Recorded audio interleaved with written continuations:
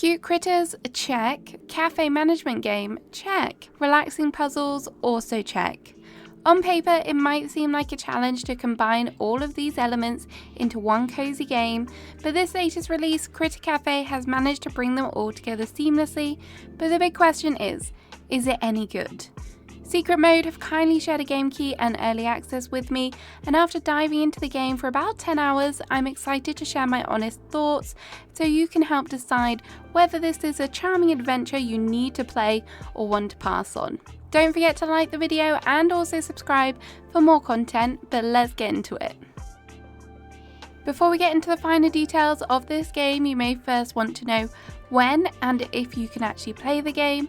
Well, Critter Café releases on the 26th of November, and upon release it will be available on the Nintendo Switch and PC, which is good to hear. I know some Switch players will be happy about this one.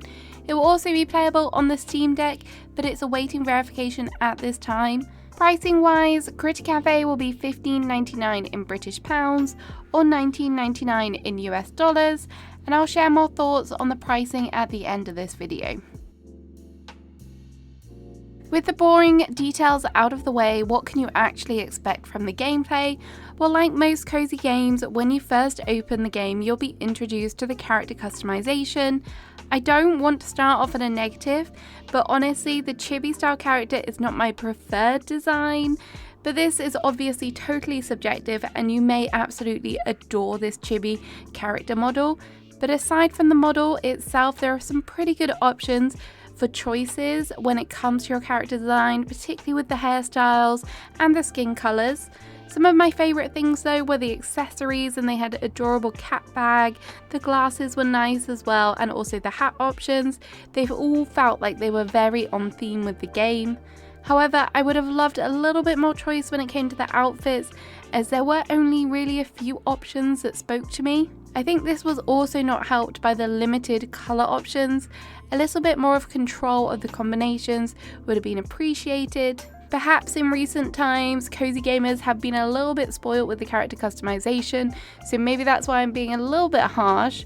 However, it is worth noting that you will find not lots, but some new clothing items out in the world, and you can change your outfit at any time in the cafe, which is a positive for me. Once you have finally selected your outfit, it's time to get into the gameplay, and there are kind of three distinct elements that come together here. These are the running of your cafe, questing to get new critters, and also decorating. On day one, you were firstly given the challenge to decorate your cafe, as on arrival it's looking pretty run down. Your catalogue is pretty limited in the beginning, but there are still some good options, and you are able to create a cozy little cafe straight away. The actual mechanics were really straightforward and easy to use for the decorating, and they did remind me a lot of Animal Crossing New Horizons Happy Home Paradise, with the ability to place items on the ground and switch to place things on the wall, which hopefully means it will work well on the Switch.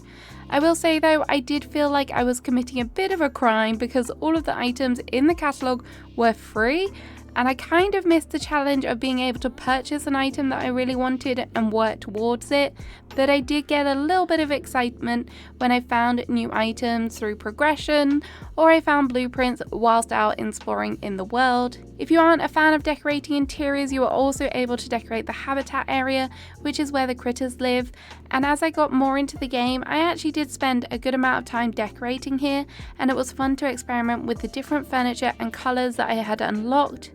The area also has different biomes, which allows for different themed areas, which was a nice touch as it reflects the different critters. New furniture is mainly unlocked from leveling up your cafe and your critters experience, and this is done by running your cafe. A shift in the cafe is pretty straightforward and not really indifferent from any other cafe games, although in other cafe games your customers will walk in to take their seats, whereas here they just appear in poofs of smoke, which was definitely interesting.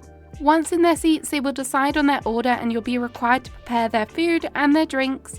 There are 4 different mini games which will get harder over time, but they include a memory game where you pick the snacks, cutting a cake, making coffee, and my favourite was the latte art.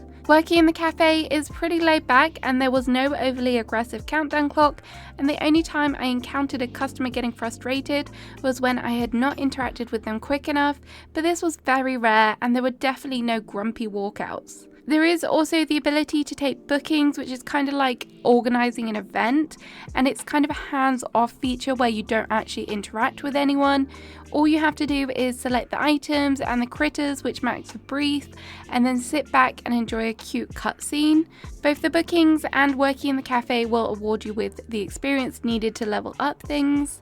When you do level up your critter, a new portal will unlock in one of the 3 areas that are available on the map, and you'll have to move through the beautifully designed areas to find and unlock the portals. Once you step through the portal, you will enter an alternate realm, and this is where you will need to solve a series of puzzles to rescue the critter. This has been one of my favourite parts of the whole game. I love the different puzzles here. They start off pretty basic, where you must just slide blocks around to find a path, but as you move through the levels they become more complex and you get new tools such as a boomerang, wingtips and a hammer.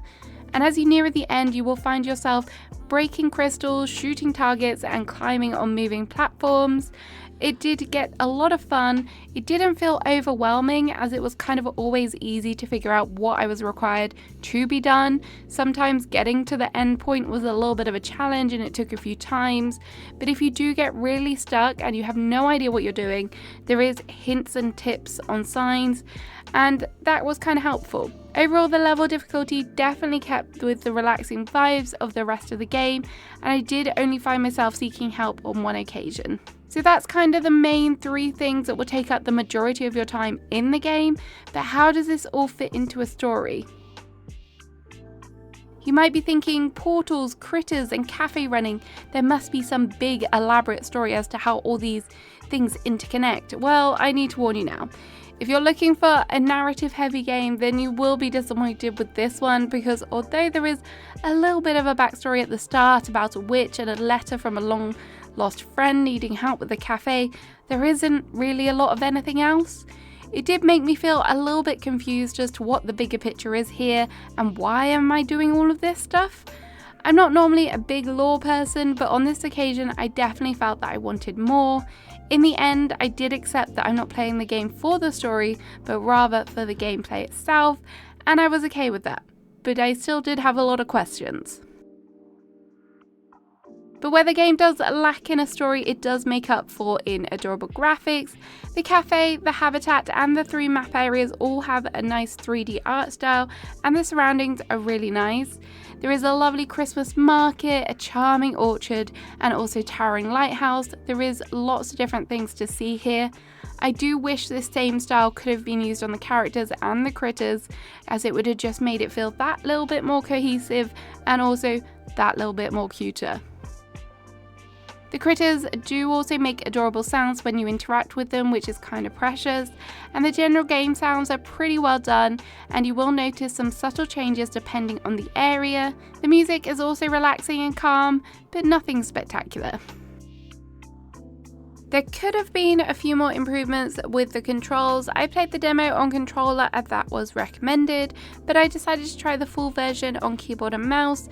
On keyboard and mouse there were a few things, particularly in the cafe where I found it took a few times to interact with the customers, and on the mini games, particularly the coffee one, as it would randomly fill the drink when I was still holding down the required button, which was a little bit frustrating. I also found the boomerang quite hard to aim on the keyboard, but I am sure this would have been better with a control pad, as you could use the different sticks.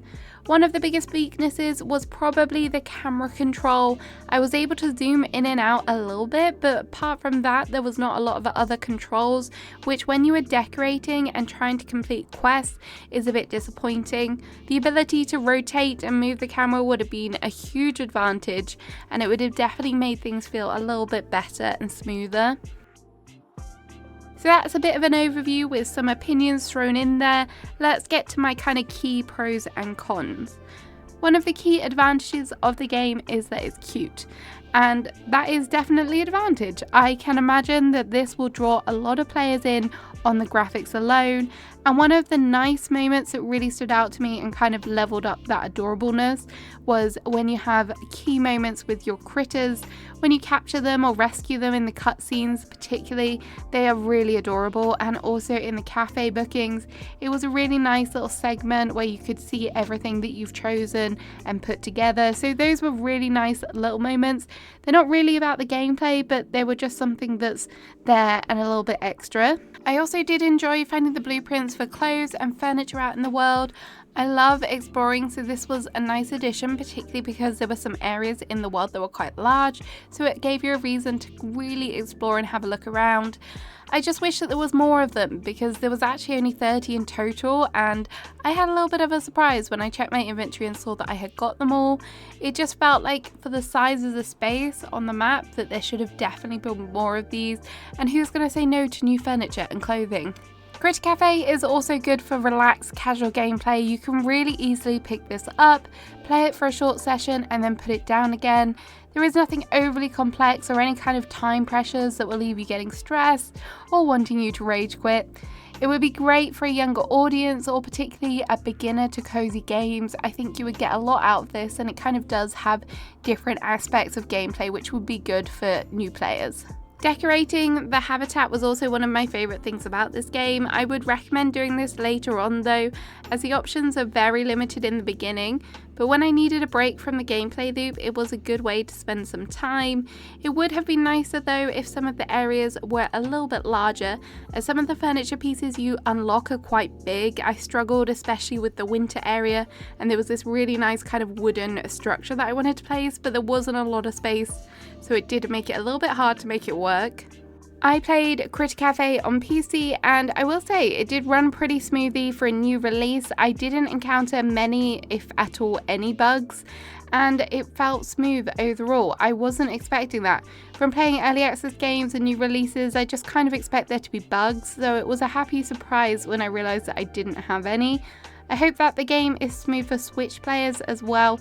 I really hope it's a good port, and if you are a Switch player and enjoying the game, please report back to me on how it handles so the other community members can have a kind of some feedback on that. And I'm also just curious, as I want to know how well it does do. So now it's time to talk about some not so good things and maybe things that could be improved upon. So if you haven't already figured it out from what I've said so far, one of my strong themes with this game is that I just want more. The game could really do from some more overall depth, and there were just some areas in the gameplay which felt a little bit hollow. For example, the story, that just felt non-existent, as I said earlier, and the map areas were often expansive spaces filled with other characters and little to do. It would have been really nice to be able to at least talk to the characters, just to have some interaction, because there isn't any of that at all in the game. I also felt the same with the cafe. The general loop of it was nice, but it just, again, it felt like it was missing something. A skill tree, or at least the ability to earn actual money alongside the experience to buy items, would have definitely just made this more interesting and not so simplistic. Another thing that also found a little bit simplistic and lacking was the critters themselves, especially in the cafe. I know this is supposed to be a game all about having cute critters in your cafe, and from other cafe management games that I've played where there are cats or other animals involved, they kind of interact with the characters, or they at least play with the toys that are there and eat their food. There was absolutely none of that. The only thing that the critters did was kind of get in your way when you're trying to serve the characters, because you can't walk over them or through them. They're just kind of a blocker, which was a little bit frustrating. There is, however, a little bit of critter care, and this is where you can play and pet with your critters in the habitat, but aside from the ability to feed them treats, this didn't seem to have a real impact on your critters or the game, so it felt a little bit, again, of a wasted opportunity. I would have also preferred if these were player-controlled interactions with the pets, like being able to wash your critter yourself, but rather they are more just little cutscenes. There was also the ability for your critters to have traits, but again, this didn't seem like a prominent feature. Again, maybe just a little bit disappointed with that. But if you're simply wanting to admire how cute your critter is, then the Critter Care section is a really nice way to spend 5 minutes. My other big con is that the gameplay loop is quite repetitive. I kind of expect this with cafe games, but I think maybe this one particularly here, because there isn't that story to break it up, you don't have that text, it does just feel like you're constantly either serving someone coffee, then making a booking, going and saving a critter, then inviting them back to the habitat. There was no sort of like filler really, apart from the cutscenes, but they weren't very long, and it's pretty much a rinse and repeat process. The late game did get better because the decorating did offer something new, and the quests also were good, but at times even the quests did feel a little bit short, then you were soon back in your cafe. The game is actually estimated to take about 12 hours to complete, so although there is a little bit of repetitiveness in the gameplay, the shorter amount of game content would hopefully make this feel a lot better. Also, to combat the repetitive, maybe playing in shorter sessions would kind of alleviate that feeling as well. Overall, the game is cute, cozy and wholesome. At some points it did feel like a mobile game, and I think this was due to the simplicity of certain game areas. There was also definitely things that could have been expanded upon to really give the game some guts and some oomph, and it not just be a pretty game.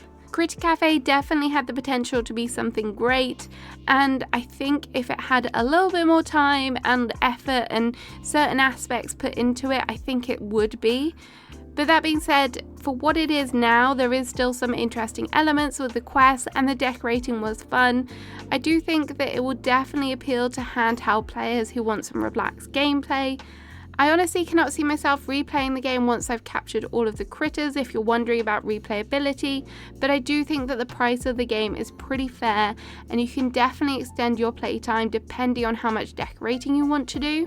If you're looking for a score out of 10, I think I would be going 6.5, maybe a 7. The gameplay is kind of solid, it's got that key loop, but as I said, it just definitely needed some extra things in certain areas. Let me know in the comments if you are going to be playing this game. Have a great rest of your day, and I'll see you again soon. Bye bye.